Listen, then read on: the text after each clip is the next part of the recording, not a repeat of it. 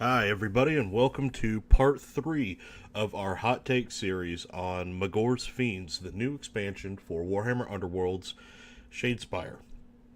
So, in this series, as always, we're taking kind of our first impressions upon seeing these new cards and trying to imagine how they're going to affect the meta. Now, as always, there's been no research done besides a little bit of looking at the leaks that have been shown through Warhammer community. So this is all first impressions. This time around, we're going to be looking at the unique factional upgrades that Magore's Fiends has access to. Let's get right in.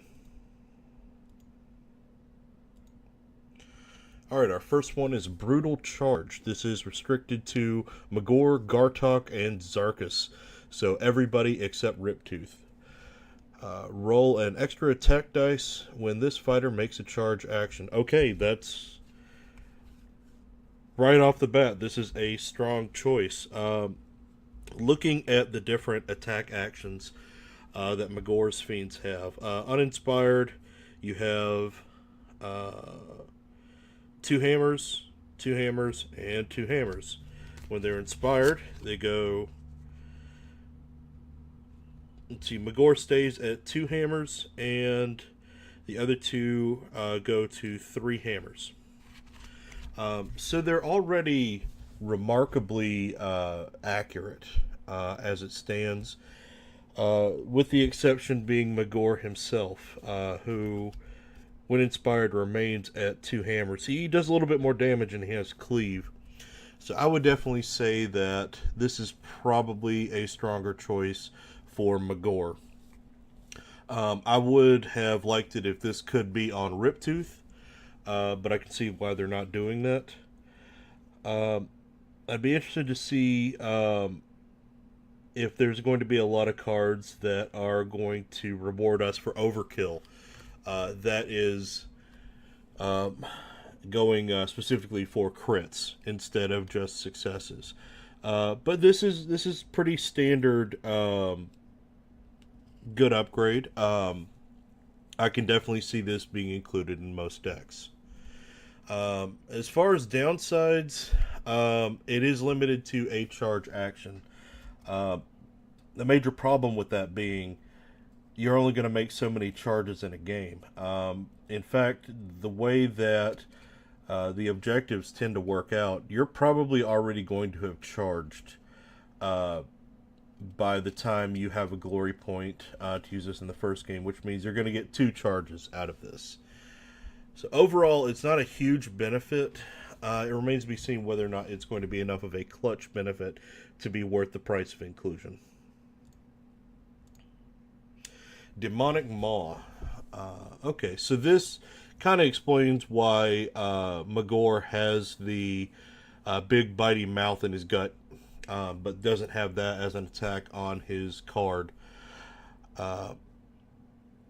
Okay, so it is restricted to Magore. One range, two daggers, three damage. That's good damage, but two daggers is probably not going to hit very often. However, combine that with the previous card, you can charge and bite somebody with a pretty respectable three daggers. But I think that the biggest takeaway from here is that you're going to remove a wound token from this fighter. This warband is very much designed such that you are going to take some damage, so being able to heal a little bit of that is going to be effective. This is going to be more effective if you can, in some way, maximize the number of attacks, and that's where this card starts to fail. If I am maximizing the number of attacks, I'm also giving myself more opportunities to use his stronger regular melee attack, which would hit at two hammers. For this to be functional, I would need to find some way to consistently give him extra attack dice or possibly rerolls. Before I would just find myself wanting to do nothing but his regular attack all the time. So it's an okay card. it's going to be difficult, and it's going to require a lot of commitment to make this frequently useful and efficient. Furious Charge. This is restricted to Zarqa,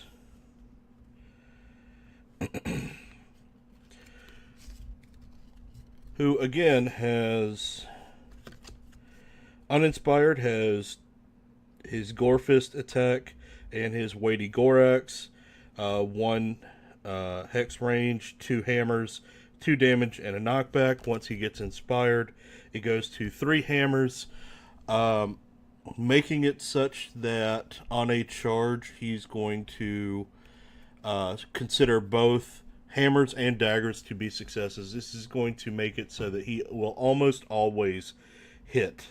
And having something that you can almost guarantee a hit on is going to open up a lot of tactical possibilities for you. It means that you can rely on him to push somebody off of an objective. You can use this to, especially if you use it in combination with the other card, you can fish for crits, depending on different weapons he might have on him. In fact, you could give him something like, say, Hero Slayer. And that would greatly increase your chances of actually succeeding with that attack. Or other cards such as the Shade Glass Dagger. This, I think, is not quite as good as just raw adding an extra attack die. Because you're looking at basically a 16% increased chance of success per die. That being said, I would say that combining this and the previous charge would be kind of overkill. Unless you have a specific strategy that absolutely needs to get this attack to hit. Now, Zarqa's inspired attack, for all of its hit and knockback, which is nice, you're only going to do 2 damage. Unless you buff that somehow, that's not the big takeaway from this, in my opinion. The big takeaway and what you're really wanting out of this is that knockback 1. Knocking somebody back 1 hex, that gets them off of an objective. They might get back onto it through the use of a movement shenanigan. Knocking them back 2, what you're going to do with knockback 1 is going to make it much more unlikely that they're going to immediately jump right back onto that objective. So I think that's the big takeaway from this. You want to maximize your knockbacks with Zarqa. Alright, no Respite. Again, this is restricted to the 3 humanoid members of Magore's Fiends. No love for the doggo, which is unfortunate. Reaction during an attack action or ploy that will take this fighter out of action. You can make an attack action with them. I don't like cards that are based around me losing a guy, because I don't want to lose a guy. I want to keep them alive and continue doing all sorts of incredible violence with them. At the same time, getting that extra reaction hit is nice. It will also kind of help you to prevent reactions being used by your opponent. And because it is an upgrade, your opponent's going to know it's there. They're going to be less likely to want to attack that particular enemy. And so you could kind of play head games with your opponent a little bit with this. That being said, you have to consider what sort of attack actions this is going to give you the option to deliver, which tend towards 2 damage attacks for Gartok and Zarqa, and a 3 damage attack for Magore that is a little bit less accurate. It's okay. Predatory Elite. Finally, an upgrade for Ribtooth, who, again, as I've said in previous videos, I believe Ribtooth is the real leader of this faction. This is restricted to Ribtooth. When this fighter makes a charge action, they can move through other fighters. Their move must end in an empty hex. It's limited to charge actions, which means you're only going to get to use this 2 or 3 times. Ribtooth is already pretty fast. It's going to be very strong if you are playing against, say, Sepulchral Guard or Spiteclaw Swarm, and your enemy is trying to build a wall of meat to keep their leader from getting killed. This will get right past that. However, I'm only seeing that as being super useful against 2 specific warbands. Anybody else is probably not going to have a strategy based around protecting their leader. In fact, most strategies for other factions are going to involve attacking you with the leader. And that's who you're really going for with Ribtooth, considering that there is a card for that, an objective card for that. And he's already got 5 move. It's not difficult, really, to get Ribtooth where you want him to be. I'm sorry, 5 move when inspired. Now, that being said, if you... I think this is just going to take a lot of experience playing with this. If people tend to try to block off Ribtooth, or if you find that you personally can't get your Ribtooth into melee with the unit you're trying to get a hold of, this could be good. But overall, like, as far as I'm concerned, just go around. You've got the movement for it. Rage-fueled attacks. I like the flavor text on here. Zarqa screams and drools as he carves his foes apart, his eyes glazed over, blood seeping from his nose and mouth. Man, Zarqa, take it down a peg. Dude, you're weirding everybody out. Okay, fighters' attack actions. Again, this is restricted to Zarqa's. Fighters' attack actions with a range of 1 or 2 have +1 damage. Great. This is a specific great strength just for Zarqus, which, combined with great strength, will get him up to 4, which is one-shot territory for most things. Even then, just having just this, as opposed to stacking it with great strength, is going to get him to a pretty respectable 3 damage. But where I think this is most important is that it's going to increase the damage on your Gore Fist attacks, along with great strength, making your opponent even more reticent to want to attack your guys. I'm increasingly convinced that the kind of strategy that GW had intended to put forward for this faction is based around this retribution mechanic of making it prohibitively dangerous to attack you, but yet you play in such a way to force your enemy to attack you. This seems to go right into that. Again, yes, it greatly affects his normal attack, and I think that's great. It kind of helps with the versatility. But again, I really think that the best effect of this is making that Gore Fist more powerful. Shake him out.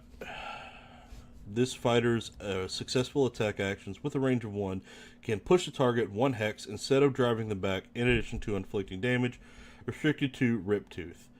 I like the visual of this right off the bat. It's a little bit complicated wording, but the idea is normally when you drive somebody back, you're actually quite limited into which hexes you can push them in. You can only push them into a hex if it results in them being some number of hexes farther away from you than they were already. With the statement here that you just push them instead, you can literally move them anywhere you want within 1 hex, which is great, in my opinion, because there's very frequent situations where you actually don't want to drive somebody back because it will mess up your strategy for your further attacks on them. Instead, you can use this to just put them in a more dangerous position. Also, keep in mind that this is going to help get people off of objectives and put them in a place where they can't get back to that objective as easily. It can move them into a situation where they're suddenly surrounded, and we all know when you get surrounded in Shadespire, you're dead. All sorts of shenanigans can happen here. We also have to consider that Ribtooth is one of the greatest parts of this faction, but he doesn't have a lot of upgrades. So this doesn't really have a lot of competition other than just being an upgrade card. I like it. I like it a lot, but I'm sure you've all guessed by now that when I play Magore's Fiends, I'm going to be all about that doggo. Moving right along. Trophy Hunter. When this is restricted to Magore, when this fighter takes an enemy fighter of action, gain 1 additional glory point. Okay. We have seen this exact same thing from Garrick. I like it. I like it a lot. I like any time that you can get a glory point from something that's not an objective card. That being said, this is an upgrade. Your opponent can see the upgrades. It's going to have an effect on your opponent. As soon as this goes down, your opponent is either going to want to kill or contain Magore as much as possible, try to remove Magore as a threat, or they're going to want to flee in terror from Magore. So keep that in mind. Downsides, and again, I have the same problem with Garrick's card that does the same thing. I think it's also something about a trophy, but you can only do so much with a single fighter in Shadespire because of the way that the move and charge mechanics work in the game. Once you move, you can't move again outside of specific ploys that will allow you to stack up movement. Once you charge, you're done. The most efficient way to use this is going to be to throw Magore into a pile of the enemy. Hope that they don't get to move away in time, and spend your next couple of activations spamming attacks with Magore. Now, this is a little bit more possible in an age where we have a lot more cards that give us attacks out of sequence. With those in mind, I think that both this card and Garrick's card of the same type are much more useful. I can definitely see this going into my deck. It's just, like all things, it's going to be tricky to use most efficiently. Unshakable, another Ribtooth card. During an attack action that could drive this fighter back, whether or not your opponent chooses to do so, you can instead push them 1 hex. Okay, so again, confusingly worded, but when somebody attacks you,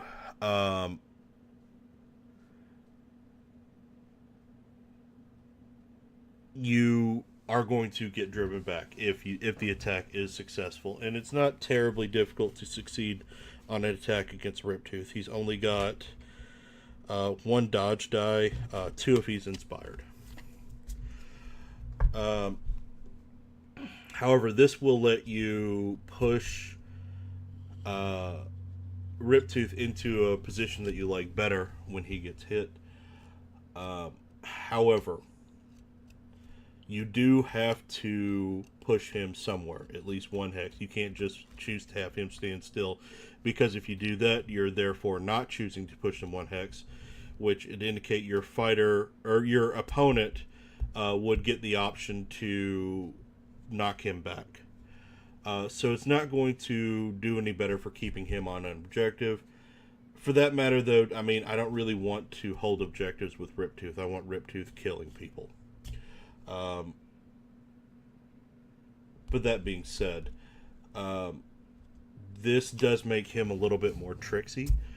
If you can get him to a position where he gets hit by 1 guy, then you can push him to a position where he can attack another opponent without having to spend a move. That can be useful. However, we have another problem here. That problem being this is all based on what your opponent is doing. And it becomes very tricky to build your strategy about what your opponent is going to do. It's a necessary part of any competitive game like this, but do keep that in mind. I don't know. This is strongly a lower middle quality card for me. I could see myself using it if I was going over 20 cards in my power deck, but I don't see it in my top 10. Wrathful Blows. I like that the flavor text here seems to almost be a smart-ass response to some flavor text that Oberyn says on some other card. But anyway, this is restricted to old Gartok. All of this fighter's attack actions have +1 dice.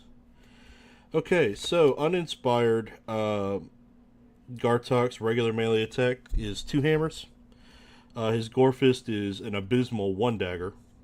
I'm sorry, it's 2 hammers for his melee attack, 1 dagger for his Gore Fist. Inspired, he goes to 2 daggers for his Gore Fist and an extremely accurate 3 hammers for his Gore Axe. With this, Gartok is almost never going to miss with his Gore Axe, which is excellent. He'll go to 4 hammers, which is also going to give you a lot of crit potential. It's also going to increase his Gore Fist to a much more reliable 2 daggers uninspired or 3 daggers inspired. In combination with other cards that we've mentioned earlier, that's going to make his Gore Fist attacks much more powerful. This is going to make him very strong. In our first video in this series, I kind of downplayed what I thought was a general power level between the different Blood Warriors in this faction.